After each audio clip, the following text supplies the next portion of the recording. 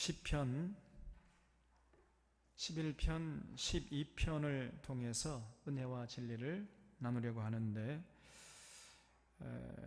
이 시편 11편, 12편도 역시 다윗이 지은 시편입니다. 근데 내용적으로 볼 때에 아주 비슷한 상황 속에서 하나님께 기도하고 있는 이런 상황이에요. 그래서 11편과 12편이 사실은 그 연속된 내용이라고 볼 수 있습니다. 지금 이 다윗이 처한 상황은 법과 질서가 완전히 무너지고 양심이 마비되고 도덕이 땅에 떨어져 있는 이런 상황이었어요. 그러면은 세상이 어떻게 되겠습니까? 법과 질서가 무너지고 양심과 도덕이 땅에 떨어진 이런 세상이 되면 어떻게 되겠어요? 하나님의 공의와 정의를 찾아볼 수 없겠죠? 그래서 한마디로 다윗은 11편 3절에서 터가 무너졌다 이렇게 표현하고 있는 거예요. 터가 무너졌다. 여러분, 이 터가 무너진 세상이 되면요, 정말 그건 불행한 세상입니다. 여러분, 터가 무너지면은 사람이 살 수 없잖아요. 여러분, 집터가 무너져 봐요. 여러분, 생활 터전이 무너져 봐. 그럼 어떻게 살 수 있습니까? 나아가서 이 사회의 기반이 되는 터가 무너지면 안 돼요. 그래서 여기서 말하는 터라는 것은 사회의 기반이 되는 원리, 원칙, 상식, 이런 질서, 하나님의 공의와 정의 이런 것들을 말하는 거죠. 그런 터들이 무너지면은 정직하게 성실하게 살아가려고 하는 사람들은요, 살아갈 수 없는 세상이 되어버려요. 그러니까 지금 다윗이 살고 있던 사회는 온통 삐뚤어지고 그저 부정부패와 특권과 반칙이 만연된 세상이었어요. 모든 사람들이 하나님이 어디 있느냐고 하면서 제 멋대로, 제 속에는 옳은 대로 그저 세상 출세와 부귀영화, 탐욕을 위해서 온갖 수단 방법 가리지 않고 동원하는 이런 일들이 만연된 세상이었단 말이에요. 그러니까 한마디 말하면 정글의 법칙이 통용되던 그런 세상이었습니다. 약육강식의 세상, 힘 있고 돈 있고 빽 있고 높은 자리에 앉은 사람이 최고예요. 그냥 그런 세상 속에서 다윗이 우리 믿는 자가 어떻게 살아갈 것이냐, 이걸 고민하면서 하나님께 부르짖은 내용이 바로 11편, 12편의 내용이에요. 오늘 우리가 사실 이 다윗이 처했던 이 상황과 참 유사한 상황을 지금 살고 있는 겁니다. 사실은 우리가 느끼든지 느끼지 못하든지 이 사회가요, 불의한 사회입니다. 여러분, 터가 무너진 사회라고 할 수 있어요.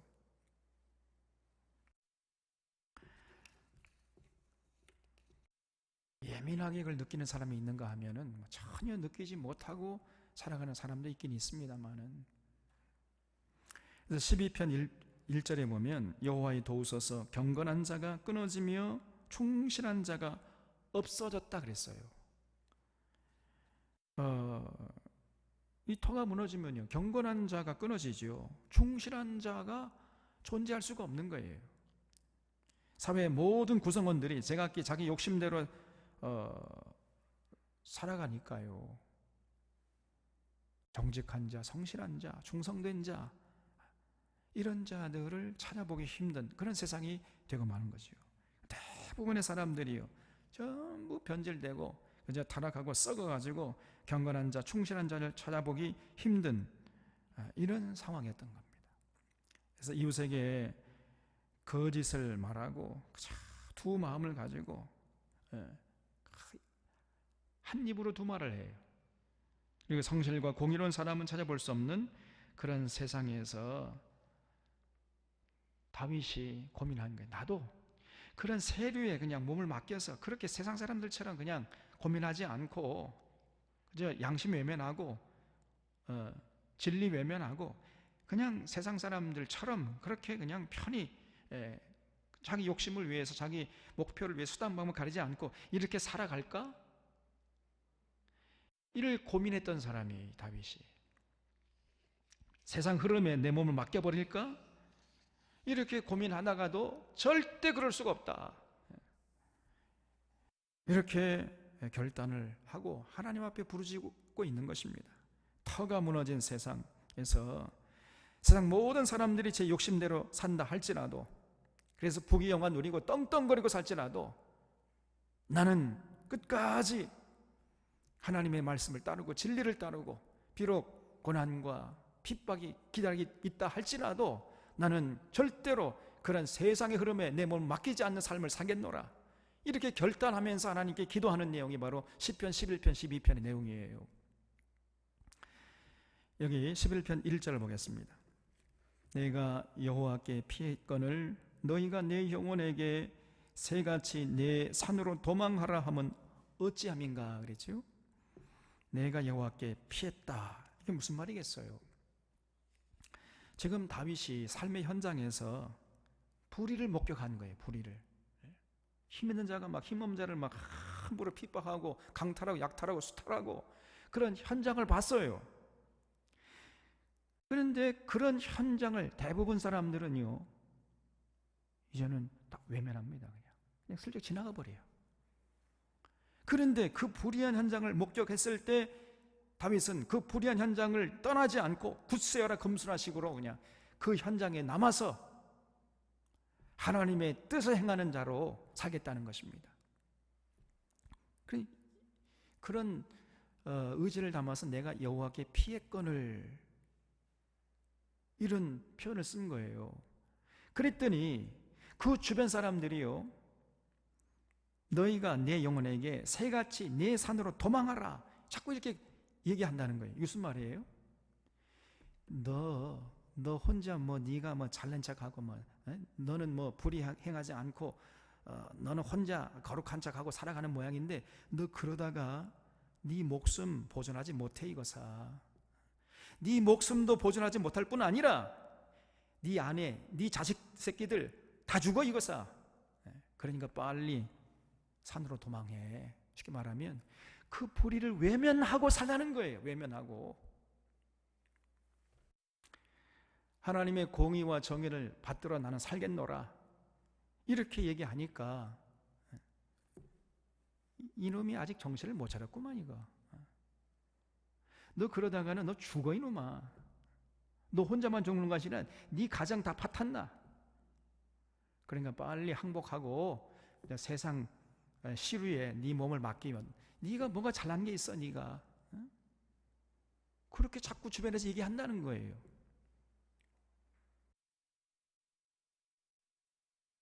내가 여호와께 피했거늘 너희가 내 영혼에게 새같이 산으로 도망하라 하면 어찌미냐. 여러분 얼마나 이게 참 목숨을 걸어야 된다는 게, 목숨을 걸지 않으면은 이런 시를 쓸 수가 없어요.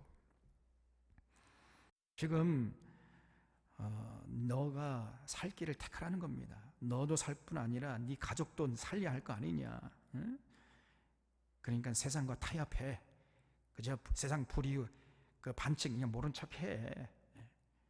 아니면은 속세를 떠나든지 이민 가든지 둘 중에 하나 해야 할 거 아니냐 이거사. 네가 뭐라고 너 힘도 없는 것이 뭐 불의에 저항하게 또 나서는데 너 그러다가 너 죽고 네 가정 다 파탄나 이거사. 자꾸 주변에서 이런 얘기를 하는 거예요. 여러분 그런 상황에 처했을 때 여러분 어떻게 행동하겠습니까? 이전에 악인이 화를 당기고 화살을 시위에 먹이며 마음이 바른 자를 어두운 데서 쏘려 하는도다. 터가 무너지면 의인이 무엇을 하랴 그랬죠? 여러분 지금이 다윗의 상황이 어떤 상황이냐면요, 악인이 득세하고 있어요. 악인이 악한 짓을 하는데 아무런 해를 당하지 않고 어떤 법적 제재를 받지 않고 세상 떵떵거리고 살고 있는 것입니다. 그러니까 이런 자들이, 악인이 활을 당겨요. 함부로 화살을 시위에 먹여가지고 누구를 쏘느냐? 마음이 바른 자를 어두운 데서 쏜단 말이에요. 무슨 말이지요? 아무도 모르는 그런 상황 속에서 정직하게 살아가려고 하고 하나님의 공의와 정의를 따라 살려고 하는 이런 자들을 해코지 한단 말이에요. 이 악한 놈들이 자기의 뜻을 받들지 않고 악한 짓에 가담하지 않고 그저 의롭게 살려고 하는 이런 사람들을 가만히 눈여겨봤다가 밤이 되면 으슥한 골목에서 기다리고 있다가 함부로 쳐 죽여버려요. 아니면 자객을 보내가지고 밤중에 자고 있는데 그 집안에 자객을 보내가지고 살해하거나 폭탄을 던지거나 이런 끔찍한 짓을 하는 이런 상황이란 말입니다, 여러분. 악인이 마음이 바른 자를 어두운 데서 함부로 화살의 시위를 먹여가지고 쏴요. 죽여버려요. 쥐도새도 모르게 죽여버려요. 여러분, 그런 상황에서도 끝까지 하나님의 뜻을 따르고 하나님의 공의와 정의를 따르는 그런 삶을 살겠느냐? 지금 이 시편이 우리에게 묻고 있는 것입니다. 악한 짓을 하는 거기에 휩쓸리지 않으면요, 왕따를 당하고 목숨의 위협을 당하는 이런 상황이었단 말이에요. 그래서 그런 상황을 다윗은 터가 무너진 세상이다, 이렇게 시적으로 표현하고 있는 겁니다. 그래서 터가 무너지면 의인이 무엇을 하랴, 이렇게 탄식하고 있지요. 여러분, 터가 무너진 세상에서는 의인이 할 수 있는 일이 없어요. 아무것도 못합니다. 온 세상이 불이천지인데 온갖 불법이 난무하고 특권과 반칙이 만연된 이런 세상에서, 그런 세상에 휩쓸리지 않으려고 하면은 의인이 할 수 있는 일이 없어요.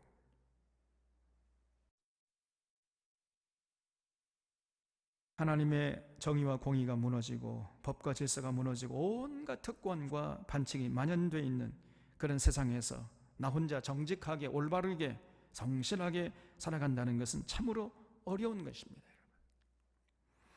여러분, 영화 중에 우리가 이제 이 코로나 바이러스가 아니었으면은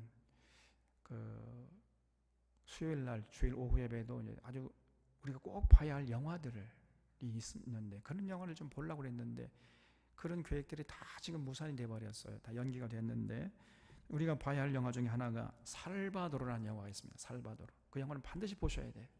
살바도르. 엘살바도르라는 나라가 있어요. 그 나라에서 실제로 일어났던 사건입니다. 1980년대에 우리나라랑 똑같은 그런 시기에 이 엘살바도르에서 이 독재 정권이 일어나가지고 국민들을 탄압했어요. 우리나라도 그렇지 않습니까? 1980년도 이 전두환이라는 신군부가 일어나가지고 광주의 이 시민들을 무차별하게 총칼로 억압하지 않았습니까? 그래서 이 살바도르라는 영화를 보셔야 돼요. 그 영화를 보면 얼마나 이 독재 정권이 끔찍한 짓을 했는가. 그리고 그런 상황 속에서 또 다른 시각에서 만들어진 영화가 있는데, 로메로라는 영화가 있어요. 로메로. 그 영화도 반드시 보셔야 됩니다. 네, 엘살바도르의 이제 군사 정권이 일어나가지고 독재를 한 거예요. 이 군사 독재 정권이 자기에게 협조하지 않는 이런 정치적인 라이벌들 함부로 납치에다가 다 죽여버렸습니다. 쥐도 새도 모르게 어두운 데서 밤이 되기만 하면요, 자객을 보내가지고 납치해서 그냥 쥐도 새도 모르게 죽여버리는 거예요.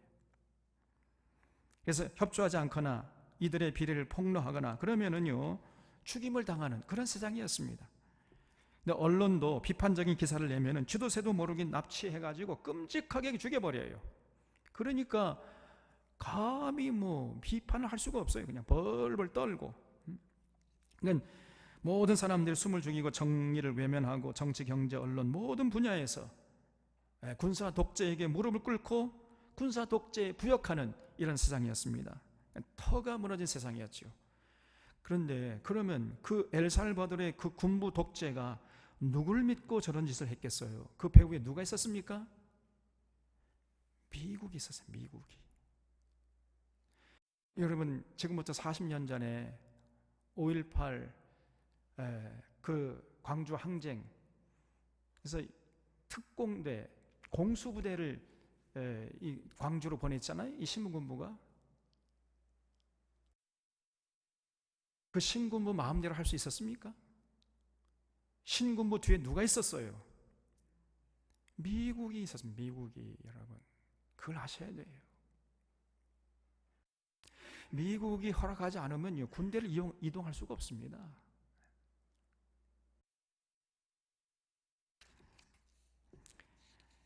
그래서 그런 터가 무너진 세상에서는 의인이 할 수 있는 것이 아무것도 없었어요. 모두가 아파하면서도 숨을 죽이고 살고 있었습니다. 그런 상황에서 이제 이 로메로 신부, 이 캐톨릭 신부님이었는데, 이 난민은요 전부 이 캐톨릭이 많습니다. 개신교는 뭐 눈을 씻고 찾아볼 수가 없고, 뭐 개신교 있다 해도 그건 전부 뭐 여호와의 증인이나 뭐 이런 것들, 이단들이 또 득세하고 있더라고요. 제가 몇 년 전에 페루에 가서 성경 강좌했는데 가보니까 정말 기가 찹니다. 성경을 제대로 알고 있는 이런 목회자들이 거의 없어요.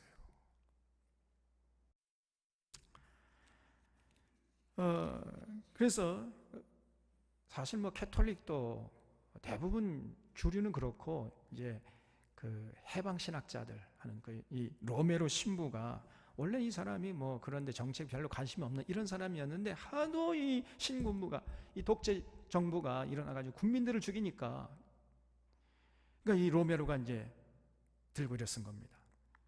그래서 이 신군부 앞에서 로메로 신부가요, 더 이상 죽이지 말아라, 너희들의 국민을 더 이상 살상하지 말아라, 이렇게 막 외쳤어요. 하나님의 이름으로 명하노니 사람을 잡아 납치하지 말고 죽이지 말아라, 이렇게 외쳤습니다, 여러분.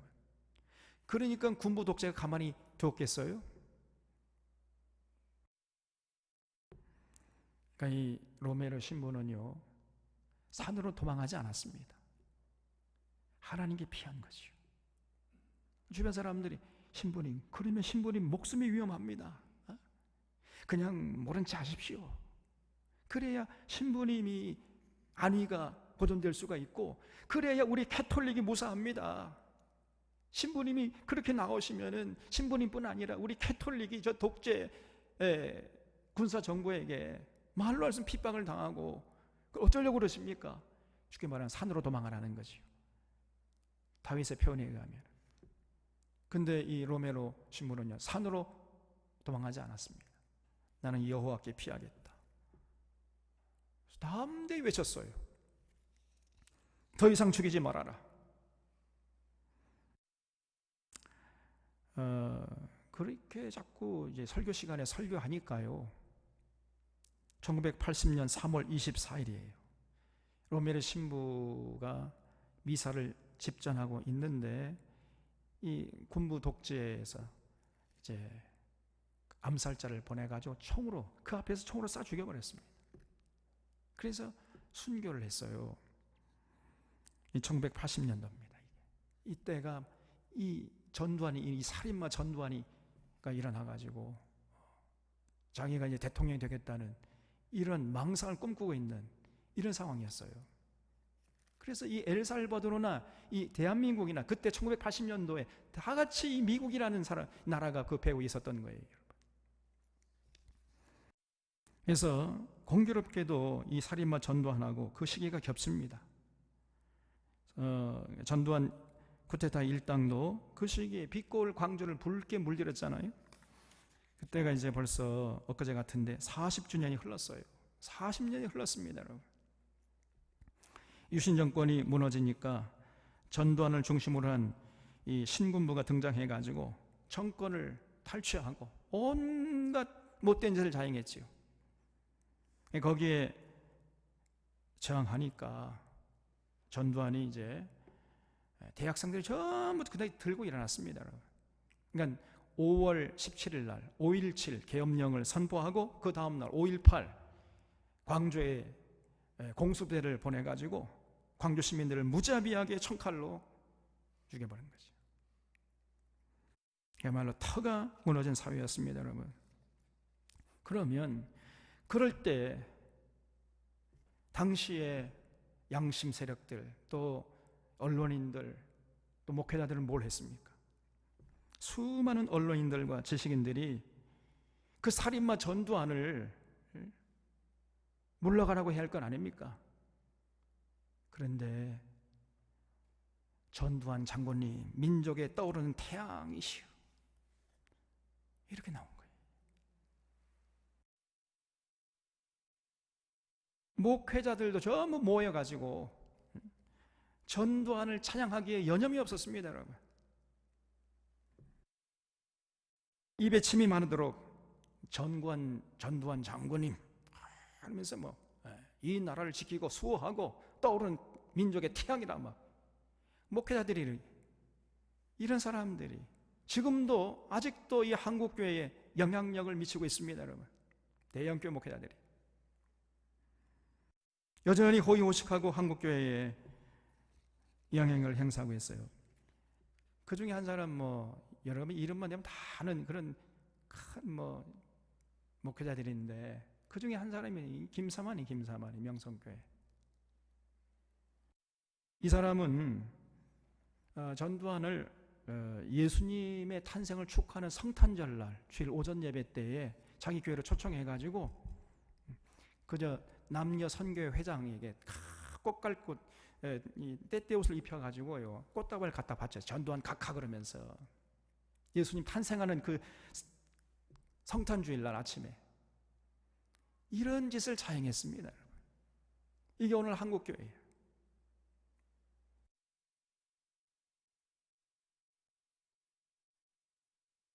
하나님이 이런 자들 가만두겠습니까? 하나님이 살아계시다면 어찌 이런 자들 용납할 수 있겠느냐 그 말이에요. 이 4절에 여호와께서는 그의 성전에 계시고 여호와의 보좌는 하늘에 있으며 그의 눈이 인생을 통촉하시고 그의 안목이 그들을 감찰하시도다 그랬지요. 다윗이 이 터가 무너진 상황에서도 하나님은 살아계시고 하나님은 성전에 계시면서 인생들을 감찰하시고 통찰하시는 그런 분이시라는 거예요.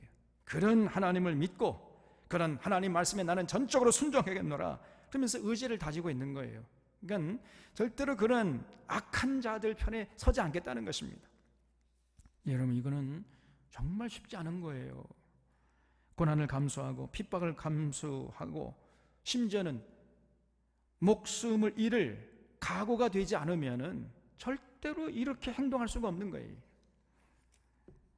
여러분, 사실은 근데 이런 모습이 진정으로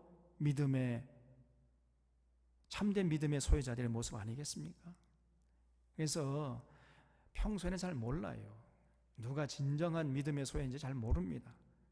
그러나 그런 터가 무너진 세상이 되면은 그때 비로소 참 믿음의 소유자인지 아닌지가 거기에 드러나는 겁니다. 결판 나는 거기에. 거기서 그런 속일 수가 없습니다. 터가 무너져서 의인이 할 일이 없을 때 그때 할 일이 뭐냐? 목숨 걸고 그 불의에 저항하는 것입니다. 그것이 의인이 해야 할 일이에요. 절대로 산으로 피하라고 주변에서 권면해도 산으로 피하지 않고 나는 하나님께 피하겠다. 그리고 하나님의 그 뜻을 그 불의가 횡행하는 삶의 현장에서 지켜내려고 하는 이런 모습을 잃지 않는 거예요. 이게 진정으로 참된 믿음의 소유자의 모습입니다, 여러분. 그래서 그러려면 목숨을 걸어야 돼. 여러분 그런 자기 목숨을 걸으려면은 웬만한 사람 할 수 있겠습니까? 불의에 저항하는 게 쉽지 않은 거예요. 그러면은 목숨 걸고 그 불의에 저항하는 길이 뭐냐? 그 원동력을 어디서 얻을 수 있어요? 하나님이 성전에 계시고 하나님의 보좌가 하늘에 있고 그 하나님의 눈이 인생을 통촉하고 계시고 그 안목이 감찰하고 계시다는 것을 굳게 믿을 때, 그러한 믿음이 있어야만 절대로 그 불의에 순응하지 않을 뿐 아니라 저항하는 삶을 살 수 있게 되는 것입니다. 다윗이 그랬어요. 다윗이. 그래서 5절에 보면 여호와는 의인을 감찰하시고 악인과 폭력을 좋아하는 자를 마음에 미워하시도다. 악인에게 그물을 던지시리니 불과 유황과 태우는 바람이 그들의 산에 소득이 되리로다 그랬죠. 당장에는요, 악한 사람들이 뭐 득세하고 떵떵거리고 잘 먹고 잘 살지만은 결국은 하나님께서 살아계시기 때문에 반드시 하나님께서 그들을 미워하시고 그들을 심판하신다는 거예요. 그물을 던져가지고 불과 유황과 태우는 바람이 그들의 잔에 소득이 될 것이다. 야, 이거 시적으로 얼마나 이 절묘한 표현입니까, 여러분? 쉽게 말하면 비록 눈앞에 뭐 달콤한 거 따라가다가 인생 마감하면은 저들 앞에 기다리고 있는 것이 뭐냐? 지옥의 유황 뿔이 이제 기다리고 있다는 겁니다. 다윗은요, 이런 믿음이 있었기 때문에 절대로 당장 눈앞에 달콤하게 유혹하는 거기 넘어가지 않을 뿐 아니라 목숨을 위협하는 그 위협에도 굴복하지 않았습니다. 절대 휘둘리지 않았어요. 7절 보면 여호와는 의로우사 의로운 일을 좋아하시나니 정직한 자는 그의 얼굴을 배우리로다 그랬죠. 여러분, 끝내 승리하는 자가 누굽니까? 하나님을 의지하고 그래서 의로운 일을 추구하는, 아무리 주변 사람들이 아무리 세상이 삭막하고 복잡하고 악이 횡행하다 할지라도 거기에 휩쓸리지 않고 하나님의 뜻을 붙잡고 끝까지 그 길을 걸어가는 사람, 그 사람이 결국은 승리하는 것입니다. 그런 자에게 영원한 생명이 주어지는 거예요. 그래서 결국은 그렇게 정직한 자는요, 하나님의 얼굴을 뵙게 되는 겁니다. 돌아보면은 요즘 세상이 1980년도 그 전두환 그 정권 그때만은 조금 뭐 많이 좋아졌죠. 그러나 또 다른 모습으로 지금 불의한 세상이에요. 지금 뭐 여러분 잘 아시다시피 검찰과 언론이 전부 타락했습니다. 오히려 타락한 검찰을 옹호하고 일본을 칭송하는 언론들이 많아요. 쉽게 말하면 이 조중동, 터가 무너진 시대입니다. 어쩌면 이렇게 악한 사람들이 많고 악한 사람들이 떵떵거리고 잘 먹고 잘 사는지. 정계, 언론계, 또 정치인들 보면 전부 타락했잖아요. 너무 우리가 힘들었지 않습니까? 그래서 이번 4.15 총선을 통해서 그런 타락한 정치인들이 많이 이제 제거됐죠. 조금 정치계가 물이 이제 맑아졌긴 했습니다만은 아직도 만족할 만큼 되지 못했어요. 정말 지난 10년 동안 이 이명박 박근혜 정권을 지나오면서 우리 말로 할 수 없이 힘들었습니다. 그런데 이제 문재인 정부 들어서서 조금 이제 좋아지긴 했습니다만은 그 본질적인 그 주류 기득권 세력은 여전히 떵떵거리고 있어요. 그 주류 세력들이 완전히 바뀌어야 되거든요. 이게 여전히 터가 무너진 사회입니다. 권력층은 권력층대로, 서민은 서민들대로 이제 하나님 의지하고 정직하고 성실하게 바른 말을 하면서 살아가려고 하는 이런 사람들이 희귀한 세상이에요. 뭐 불의를 보면 못 본 척하고 그저 내 한 먹고 살 길 그저 내 거기에 그냥 올인하고 나라야 망하든지 말든지 교회가 타락하든지 말든지 그저 내 한번 평안하면 그것으로 족하다, 이런 차원에서 살아가는 사람들이 많아요. 우리 사론의 성도님들은 그렇지 않겠죠? 그래서 여러분, 이 사론의 성도님들 이렇게 세상 보다가 여러분들을 보면은 살맛이 나요.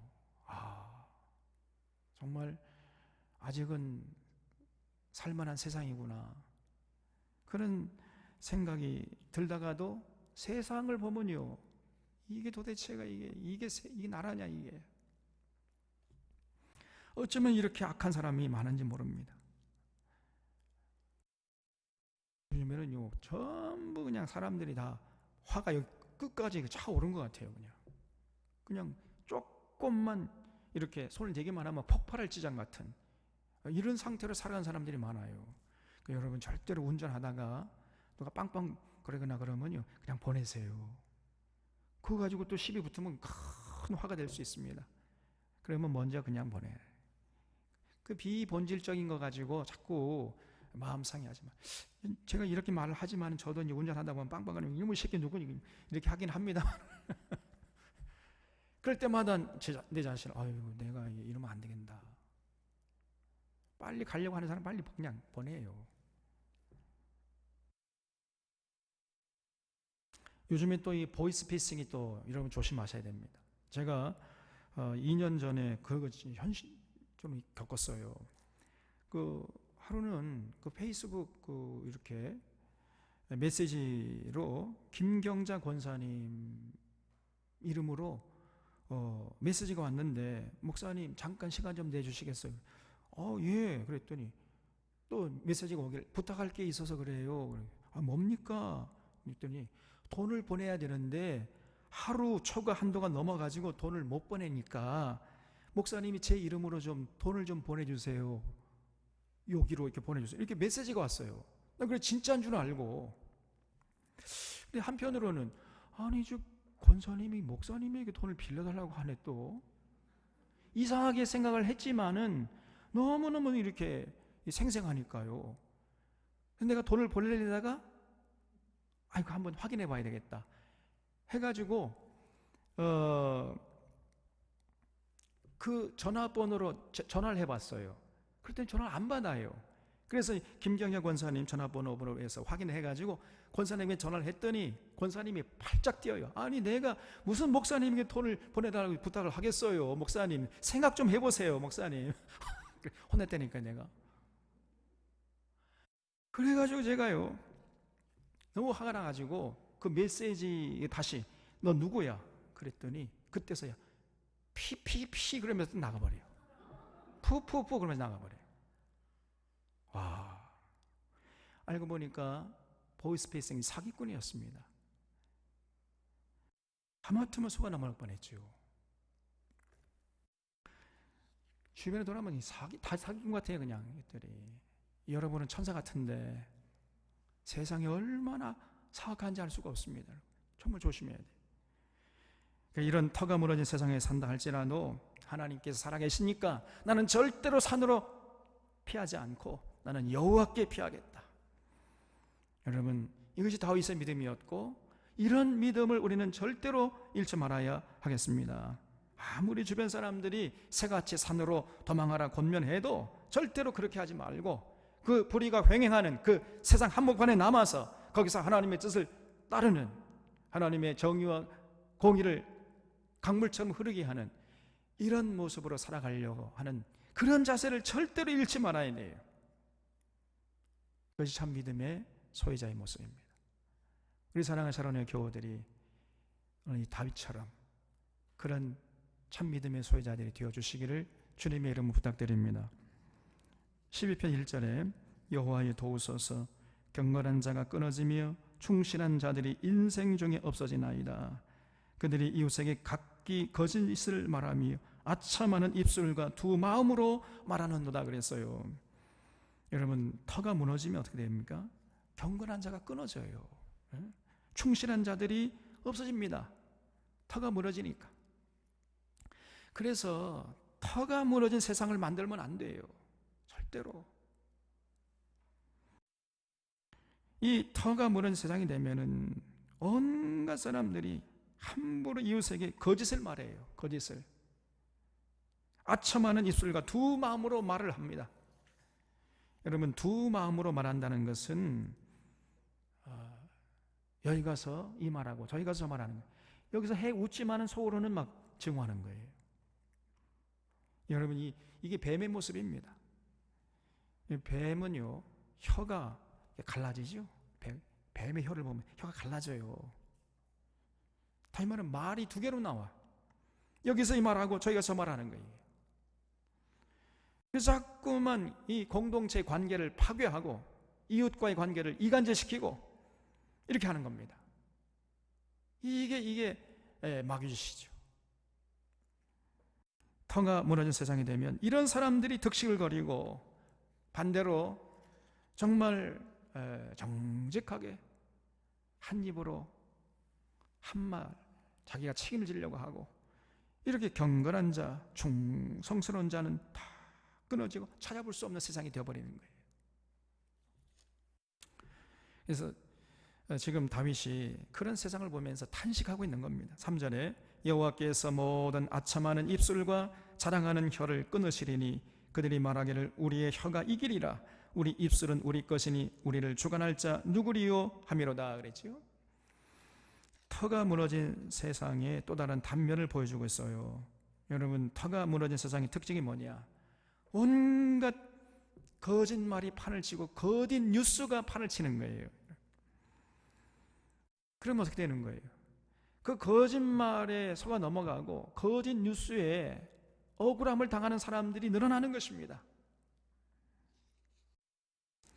이렇게 거짓 혀를 놀리는 자들이 떵떵거리면서 살아가는 세상이 되면은 정말 정직한 자, 경건한 자, 의로운 자, 성실한 자는 살아갈 수가 없는 거예요. 여기 보면 우리의 혀가 이기리라 우리 입술은 우리 것이니 이랬죠. 그러면서 입만 열면 거짓말하고 그래서 공동체에 해악을 끼치는 이런 짓을 서슴없이 하는 것입니다. 여러분, 그래서 지금 우리나라 이 검찰 개혁을 해야 된다. 이게 시대의 화두로 떠올랐죠. 또 하나는 언론 개혁을 해야 합니다. 이 검찰 개혁, 언론 개혁이 이 시대 정신이에요. 그래서 이 검찰도 문제지만은 조중동이라는 타락한 이 언론의 해악이 정말 심각한 거예요. 언론의 자유가 있다는 말은 여러분 유신 시절에 이제 주로 유신 독재에 항거하는 사람들이 한 말이에요. 언론의 자유가 있다. 언론의 재갈 먹이지 말아라. 이런 얘기를 많이 했죠. 유신 시절이나 전두환 독재 시절에는요 언론 검열이 있었습니다. 그 언론사마다 그 정부에서 파견된 이런 고위 권력진 사람이 딱 있어가지고요 언론사에서 뉴스를 하려고 하면 언론 기사를 쓰려고 하면은 이것은 쓰면 안 돼. 이거 빼. 이것은 써도 돼. 검열을 했어요 언론을. 그때 하던 말이 언론의 자유가 있다. 이렇게 얘기를 했던 겁니다. 그런데 지금은 어떻습니까?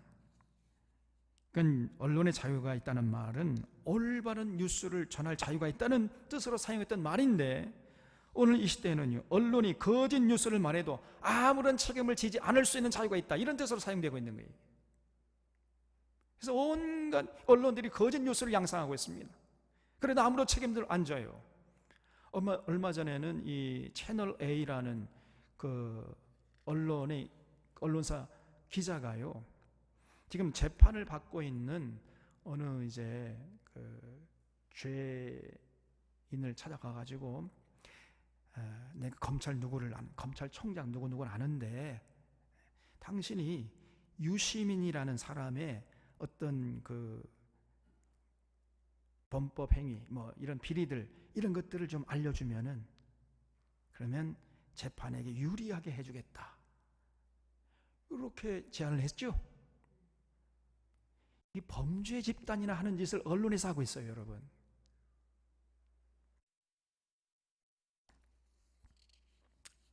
검찰과 언론이 다 짝짝꿍되고 있는 것입니다. 여러분, 언론이 타락하면요 불의한 세상이 되는 거예요. 힘이 있는 사람들의 편에 서는 언론, 그래서 힘 있는 사람들에게만 말할 자유가 있는 세상, 힘 없는 사람은 아무리 억울함을 당해도 누구 하나 대변해 주지 않는 세상, 억울함을 당해도 말 한마디 할 수 없는 세상, 이런 불의한 세상이 되면은요, 죽어나는 것은 서민들이고요, 약자들이에요. 그러면 그런 세상을 하나님이 절대로 가만두지 않습니다. 반드시 우리 여호와께서 불의한 자들의 편에 선 자들을 심판하실 것입니다. 모든 아첨하는 입술과 자랑하는 혀를 끊으실 것이다. 이 다윗이 이렇게 고백하고 있잖아요. 반드시 그렇게 하시는 거예요. 여러분, 우리가 이런 다윗의 믿음을 이어받고 이런 다윗의 믿음에 굳게 설 수 있기를 바랍니다. 여기 5절에 여호와의 말씀에 가련한 자들의 눌림과 궁핍한 자들의 탄식으로 말미암아 내가 이제 일어나 그가 원하는 안전한 지대에 두리라 하시도다 그랬죠. 터가 무너진 사회, 양심이 마비되고 도덕이 떨어지고 특권과 반칙이 만연해서 법 질서가 무너질 때 믿는 자들이 취할 자세가 무엇입니까? 여러분, 가난한 자들의 눌림과 궁핍한 자들의 탄식에 동참하는 거예요.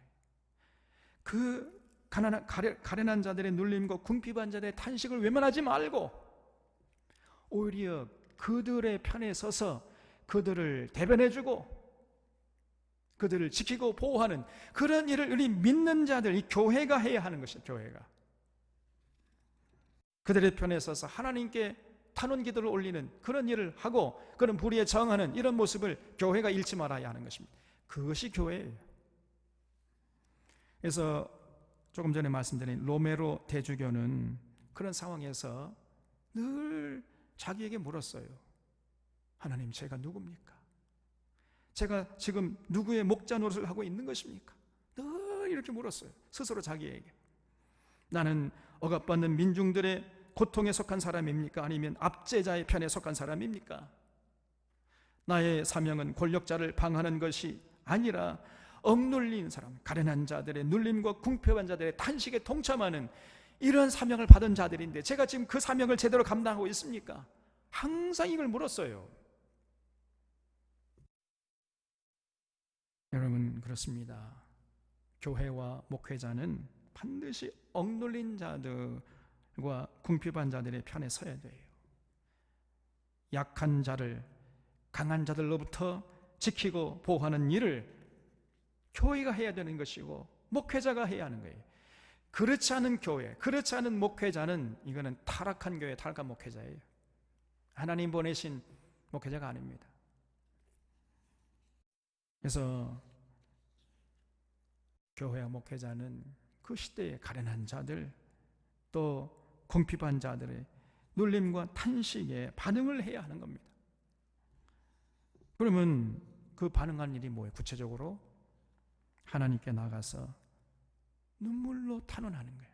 하나님, 어째서 보고만 계십니까? 저 악한 자들이 저렇게 창궐하는데 왜 하나님 보고만 계십니까? 그 악한 자들의 핍박에 의해서 눌린 자들의 그 억울함을 풀어주시옵소서. 여러분이 탄원해야 돼. 그럼 하나님이 반드시 응답하십니다. 그래서 내가 이제 일어나 그가 원하는 안전한 지대에 두리라. 그때 하나님이 응답하시는 거예요. 터가 무너져도 딱 한 군데 절대로 무너지지 않는 곳이 있어요. 그것이 어디입니까? 여호와의 말씀이라는 터입니다. 여호와의 말씀은 절대로 변치 않고 무너지지 않고 여호와의 말씀은 순결합니다. 그래서 우리 믿는 자들이 절대 변치 않은 하나님의 말씀을 의지해서 어지러운 세상에서 신음하고 있는 그런 가련한 자들, 궁핍한 자들, 그런 자들 지키고 보호하는 그런 일을 해야 되는 거예요. 6절에 여호와의 말씀은 순결함이요 흑동안 위에 7번 단련한 은같도다. 여호와여 그들을 지키사 이 세대로부터 영원까지 보존하시리이다 그랬어요. 여러분, 이 6절, 7절, 이 9절이 상당히 중요한데 이거를 오해하는 사람들이 있었습니다. 이 구절을 오해해가지고 말씀 보존학회라는 하는 이상한 사람들이 나온 거예요. 이 말씀 보존학회가 우리 통합적인 이단이라고 정죄했거든요.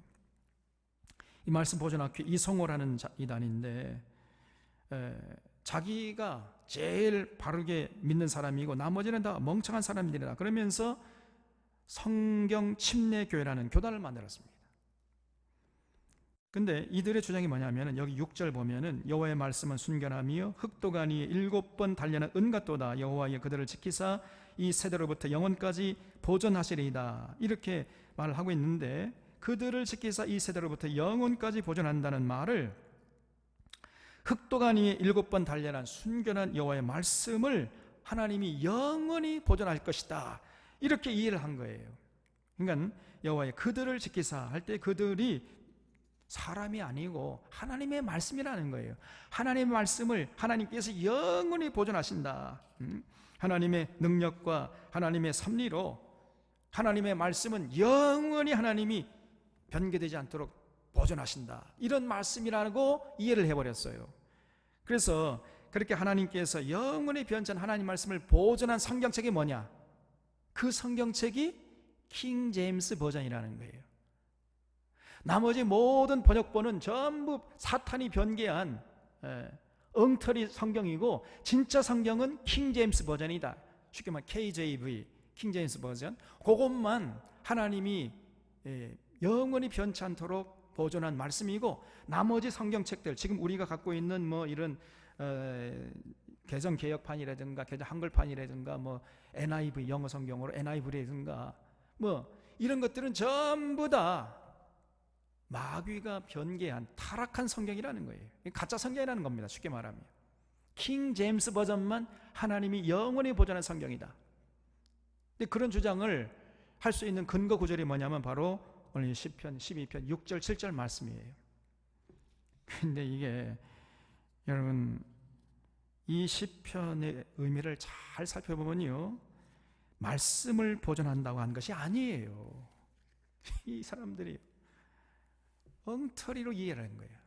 터가 무너진 세상에서도 하나님 사랑하고 하나님의 뜻을 받들려고 하는 경건한 자들, 충실한 자들은 하나님께서 반드시 지키시고 보존한다는 이런 뜻이었습니다. 여러분, 지금 이 다윗의 절규가 뭐였습니까? 여기 12편 1절에 보면 여호와의 도우소서, 경건한 자가 끊어지며 충실한 자가 인생 중에 없어지나이다. 이것이 다윗이 지금 염려하는 거예요. 터가 무너지면요, 경건한 자가 끊어지고 충실한 자가 없어지는 것, 그건 당연한 것이죠. 다윗이 지금 그걸 염려하고 있어요. 이러다가는 경건한 자, 충실한 자가 씨가 다 말라버리겠다, 이거. 이렇게 탄식하면서 하나님께 눈물로 기도했더니 하나님께서 그 기도를 들으시고 5절에 여호와의 말씀에 가난한 자들의 놀림과 궁핍한 자들의 탄식으로 말미암아 내가 이제 일어나 그를 그 원하는 안전한 지대에 두리라, 이렇게 응답하신 거예요. 그래서 7절에서 그들이 누구냐 하면은 말씀이 아니고 경건한 자, 충실한 자, 가난하지만 궁핍하지만은 의롭게 살려고 하는 자, 다윗이 끊어져서 없어질까 염려하는 그런 경건하고 충실한 자를 말하는 것입니다. 이것이 온전한 해석이에요. 그런 자들은요, 우리 하나님이 지키신다는 거죠. 그래서 영원토록 하나님, 그런 자를 하나님 눈에서 잊어버리지 마시고 보존해 주시옵소서, 이렇게 지금 다윗이 기도하고 있는 내용이에요. 그런 내용을 이 말씀 보존학기 사람들은 하나님이 은으로 단련한 말씀을 영원히 보존한다, 이런 식으로 엉터리로 이해를 하고 해석을 해버렸어요. 이래가지고 나온 교단이 이게 말씀 보존학교라는. 얼마 전에 어떤 우리 교회에 왔던 거죠. 누굽니까? 그 권사가 거기에 빠져가지고 지금 이 구원파의 일종이죠. 아무리 얘기를 해도 못 들어요. 그 언니가 미국에서 와가지고 자꾸 언니가 꼬드기는 거예요. 정말 안타깝습니다. 이 성경을 제대로 이해한다는 게 중요하면서도 쉽지가 않아요. 여러분, 엉터리 같은 그런 해석에 넘어가가지고 전혀 그런 뜻이 아닙니다. 잘 읽어보세요. 지금. 그래서 우리가 성경을 볼 때 아주 정확하게 정밀하게 제대로 봐야 돼요. 앞뒤를 보면서 원래 기록된 목적대로 성경을 통전적으로 이해하려고 하고 조심스럽게 해석을 하려고 하는 이런 자세를 잃지 말아야 돼요. 그리고 그런 자들의 말을 들을 건 아니라, 그러면 저한테 와서 물어봐야 할 건 아닙니까? 근데 그런 자들의 말에 쏙 빠져가지고 아무리 제가 얘기를 해도 이제 제 말은 믿지 못하겠다는 거예요. 그럼 어떡합니까? 제가 경찰을 불러오겠어요? 뭐 어떡하겠어요? 저 사람 잡아가십시오. 뭐 이렇게 할 수 있으면 좋겠는데. 여기 8절에 비열함이 인생 중에 높임을 받는 때에 악인들이 곳곳에서 날뛰는도다 그랬죠. 이야, 얼마나 이 정확한 지적인지 알 수 없습니다. 이 상황은 이제 사울이 왕이 되고 아첨하는 간신배들이 승승장구하는 시절, 다윗은 뭐 골리앗과의 싸움에 나가가지고 목숨을 걸고 싸웠잖아요. 그래가지고 골리앗을 죽이고 이제 전쟁 영웅이 되가 돌아왔는데, 다윗에게 기다리고 있는 것은 사울의 차디찬 칼날이었지 않습니까? 그때부터 다윗이 사울의 칼날을 피해가지고 10년 이상 도망쳐야 됐잖아요. 그러니까 충신은 도망쳐야 되고, 목숨을 걸고 나라를 구했는데 도망쳐야 돼. 그리고 이 간신배들은, 역적들은 오히려 권력의 중심부에 다 차지해가지고 그냥 잘 먹고 잘 살고 떵떵거리는 이런 세상이었습니다. 쉽게 말하면 터가 무너진 사회였지요. 이런 터가 무너진 사회는 반드시 어떻게 되는가? 여기 비열함이 높임을 받는 시대가 되어버려요. 수단방법 가리지 않고 출세하려고 하고 돈 벌려고 하는 자들이 판을 치는 겁니다. 비열한 세상에서는 반드시 악한 자들이 곳곳에서 날뛰게 되어 있어요. 정치인들, 경적의 사람들, 심지어 양심적이어야 할 지식인들과 언론인들, 목회자들이 전부 타락하는 겁니다. 왜냐하면 비열한 세상이니까, 비열함이 높임을 받는 세상이니까. 그러니까 종교도 타락하고 목회자들도 사악한 권력에 주고 노릇을 하는 세상이 되어버려요. 비열함이 높임을 받는 시대에는 악인들이 곳곳에서 날뛰는도다. 이 얼마나 정확한 지적이냐고 말이에요. 그런 세상이라 할지라도 다윗은 절대로 그런 세상에 타협하지 않고, 거기에 몸을 맡기지 않고, 나는 여호와를 사랑하고 그 말씀에 의지해서 살아가겠노라, 이런 결의를 다지고 있는 것입니다. 사랑하는 우리 사랑의 성도님들은 다윗처럼 하나님 절대적으로 의지하고 순결한 말씀에 순종하면서 이 어지러운 세상에서 승리해서 날마다 천국을 맛보고 결국 천국의 주인공으로 우뚝 서는 복된 인생들 다 될 수 있기를 바랍니다. 우리 같이 한번 기도하겠습니다.